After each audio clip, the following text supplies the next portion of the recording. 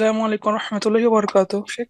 ওয়ালাইকুম আসসালাম রহমতুল্লাহ বরকাত। জি, জি, আমি বাংলাদেশ থেকে বলছি, মেহেরপুর জেলা থেকে। বলেন। প্রশ্ন হচ্ছে কি, কোরআন তেলাওয়াতের ক্ষেত্রে যদি আরবি হরফের এই সময় ও হরফের মাখরাজ একটু তারতম্য হয় তাহলে কি সমস্যা আছে? মাখরাজ যদি এমন তারতম্য হয় যাতে অর্থ পরিবর্তন হয়ে যাচ্ছে, তাহলে গুনাহ হবে। তাহলে গুনাহ হবে। এমনকি অর্থ পাল্টে গেলে সালাত নষ্ট হতে পারে।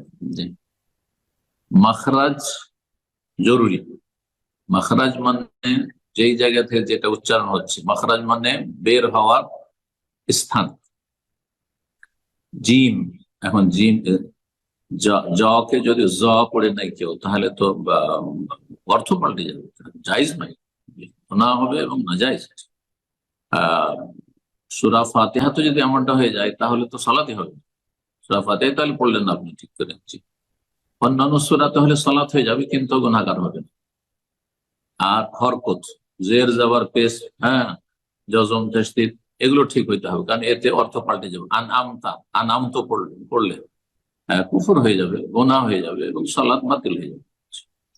বাকি অন্যান্য সূরাতে যদি হরকতে ভুল করে দেয় তাহলে তাতে গোনা হবে, কিন্তু সালাত নষ্ট হবে না। তো মাখরাজ এবং হরকতের এই জরুরি।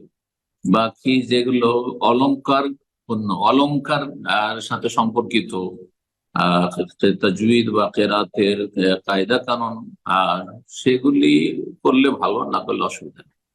ইদগাম, ইখফা, ইকলাব, গন্না, মদ, এগুলি হলে ভালো। আর যদি না হয় তাহলে গুনাহগার হবে ইনশাআল্লাহ। মুস্তাহাব। আসসালামু আলাইকুম রহমতুল্লাহ বরকাতুহু। আমি আসসালাম ওয়া রাহমাতুল্লাহি ওয়া বারাকাতুহু। আহ, শেখ, আমি আমেরিকা থেকে বলছিলাম। আমার একটা প্রশ্ন ছিল যে বলেন। মসজিদ সংলগ্ন মানে দান করার ব্যাপারে, যদি কোনো কারণে ছোট মসজিদ একটা কেউ করে দেয়, অনেক দিন আগে ধরেন একটা মসজিদ করা হয়েছে, তারপর সেখানে হয়তো বিরাট পরে মসজিদ হচ্ছে, তো মসজিদটা তো আগেরটা ভেঙে গেল, হুম। তো তখন যে প্রথমে করে দিয়েছিল তার কি হবে? সে আর আহ, ইয়া পাবে না, সবটা জায়গা পাবে। জায়গা দিয়েছে না, শুধু বিল্ডিং তৈরি করে দিয়েছে? তখন খালি আহ, আহ, জায়গা ছিল অন্যজনের, আর ও গোটা, উনি তৈরি করে দিয়েছেন।